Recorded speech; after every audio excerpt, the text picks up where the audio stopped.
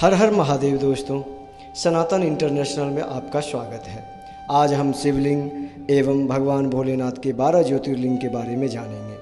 आप लोगों ने हमारे चैनल को अगर सब्सक्राइब नहीं किया है तो सब्सक्राइब करें और बेल आइकन को दबा दें।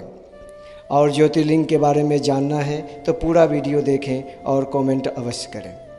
ज्योतिर्लिंग का अर्थ क्या होता है? ज्योतिर्लिंग एक संस्कृत शब्द है जिसका अर्थ होता है रोशनी का प्रतीक। ज्योतिर्लिंग का अर्थ है भगवान शिव का ज्योति के रूप में प्रकट होना। ज्योति का अर्थ है प्रकाश और लिंग का अर्थ है चिन्ह एवं संकेत। ज्योतिर्लिंग और शिवलिंग में अंतर क्या है? ज्योतिर्लिंग स्वयं प्रकट होता है जबकि शिवलिंग मनुष्य द्वारा निर्मित होता है। भारत में कुल 64 ज्योतिर्लिंग हैं जो जगह जगह पर बने हुए हैं। इन ज्योतिर्लिंगों में से 12 को ही मुख्य ज्योतिर्लिंग में शामिल किया गया है। पुराणों में कहा गया है, जब तक महादेव के हम 12 ज्योतिर्लिंगों के दर्शन नहीं कर लेते आपका आध्यात्मिक जीवन पूर्ण नहीं हो सकता। हिंदू मान्यता के अनुसार ज्योतिर्लिंग कोई सामान्य शिवलिंग नहीं है। ऐसा कहा जाता है इन सभी 12 जगहों पर भोलेनाथ ने खुद दर्शन दिए थे, तब जाकर वहाँ पे ये ज्योतिर्लिंग उत्पन्न हुए। ज्योतिर्लिंग की उत्पत्ति कैसे हुई? शिव पुराण के अनुसार ज्योतिर्लिंग की उत्पत्ति उस समय आकाश से ज्योतिपिंड पृथ्वी पर गिरे और उनसे पूरी पृथ्वी पे प्रकाश फैल गया था और इन 12 जगहों पे गिरा और इन्हीं 12 पिंडों को हम 12 ज्योतिर्लिंग के नाम से जानते हैं। इसमें पहला आता है सोमनाथ। सोमनाथ ज्योतिर्लिंग भारत का ही नहीं अपितु इस पृथ्वी का पहला ज्योतिर्लिंग माना जाता है।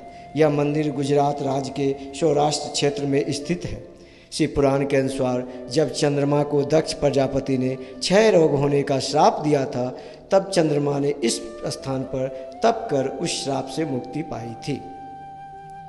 ऐसा भी कहा जाता है कि इस शिवलिंग की स्थापना स्वयं चंद्रदेव ने की थी। विदेशी आक्रमणों के कारण यह 17 बार नष्ट हो चुका है और हर बार यह बिगड़ता और बनता रहा है। दूसरा, मल्लिकार्जुन आंध्र प्रदेश में कृष्णा नदी के तट पे श्रीशैलम नाम के पर्वत पर स्थित है। इस मंदिर का महत्व भगवान शिव के कैलाश पर्वत के समान कहा गया है। अनेक धार्मिक शास्त्र इसके धार्मिक और पौराणिक महत्व की व्याख्या करते हैं। कहते हैं इस ज्योतिर्लिंग के दर्शन मात्र से ही व्यक्ति को उसके समस्त पापों से मुक्ति मिलती है। एक पौराणिक कथा के अनुसार जहाँ पे ये ज्योतिर्लिंग है उस पर्वत पर आकर भगवान शिव का पूजन करने से व्यक्ति को अश्वमेध यज्ञ के समान पुण्य फल प्राप्त होते हैं। तीसरा, महाकालेश्वर। यह मध्य प्रदेश के उज्जैन में स्थित है। इसकी विशेषता है कि ये एकमात्र दक्षिण मुखी ज्योतिर्लिंग है। यहाँ प्रतिदिन की जाने वाली भस्म आरती विश्व भर में प्रसिद्ध है। महाकालेश्वर की पूजा विशेष रूप से आयु वृद्धि के लिए की जाती है और आयु पर आए हुए संकट को टालने के लिए की जाती है। उज्जैन के लोग मानते हैं कि भगवान महाकालेश्वर ही उनके राजा है और वही उज्जैन की रक्षा करते हैं। चौथा, ओंकारेश्वर। ओंकारेश्वर ज्योतिर्लिंग मध्य प्रदेश के प्रसिद्ध शहर इंदौर के समीप स्थित है। जिस स्थान पर यह ज्योतिर्लिंग स्थित है उस स्थान पर नर्मदा नदी बहती है और पहाड़ी के चारों ओर नदी के बहने से वहाँ ओम का आकार बनता है। यह ज्योतिर्लिंग ओंकार अर्थात ऊ आकार लिए हुए है, इस कारण इसे ओंकारेश्वर नाम से जाना जाता है। पांचवा, केदारनाथ। केदारनाथ ज्योतिर्लिंग उत्तराखंड में स्थित है।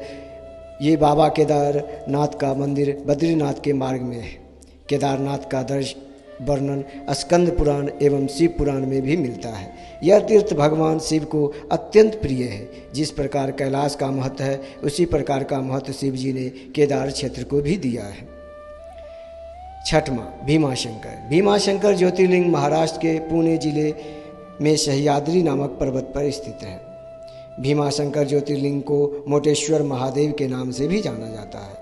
इस मंदिर के विषय में मानता है कि जो भक्त श्रद्धा से इस मंदिर को प्रतिदिन सुबह सूर्य निकलने के बाद दर्शन करता है उसके 7 जन्मों के पाप दूर हो जाते हैं तथा उसके लिए स्वर्ग के मार्ग खुल जाते हैं।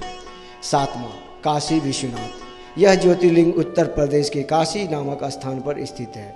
काशी सभी धर्मस्थलों में सबसे अधिक महत्व रखता है। इस स्थान की मान्यता है कि प्रलय आने पर भी यह स्थान बना रहेगा।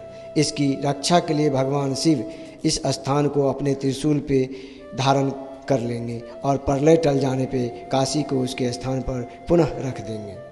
8वां त्र्यंबकेश्वर। यह ज्योतिर्लिंग गोदावरी नदी के करीब महाराष्ट्र राज्य के नासिक जिले में स्थित है। भगवान शिव का एक नाम त्र्यंबकेश्वर भी है। कहा जाता है कि भगवान शिव को गौतम ऋषि और गोदावरी नदी के आग्रह पर यहाँ ज्योतिर्लिंग के रूप में रहना पड़ा। 9वां वैद्यनाथ ज्योतिर्लिंग झारखंड के देवघर जिले में स्थित है। वैद्यनाथ ज्योतिर्लिंग धर्म ग्रंथ के अनुसार इस ज्योतिर्लिंग की स्थापना रावण ने की थी। जहाँ पर यह मंदिर स्थित है उस स्थान को देवघर अर्थात देवताओं का घर कहते हैं। इस ज्योतिर्लिंग को मनोकामना लिंग भी कहते हैं। 10वां नागेश्वर। यह ज्योतिर्लिंग गुजरात के द्वारका में स्थित है। भगवान शिव का एक नाम नागेश्वर भी है। इस ज्योतिर्लिंग की महिमा में कहा गया है, जो व्यक्ति पूर्ण श्रद्धा से और विश्वास के साथ यहाँ दर्शन के लिए आता है उसकी सभी मनोकामनाएं पूर्ण हो जाती है। 11वां रामेश्वरम। यह ज्योतिर्लिंग तमिलनाडु के रामानंतपुरम में स्थित है। 12 ज्योतिर्लिंगों के साथ यह स्थान हिंदुओं के 4 धामों में से भी एक है।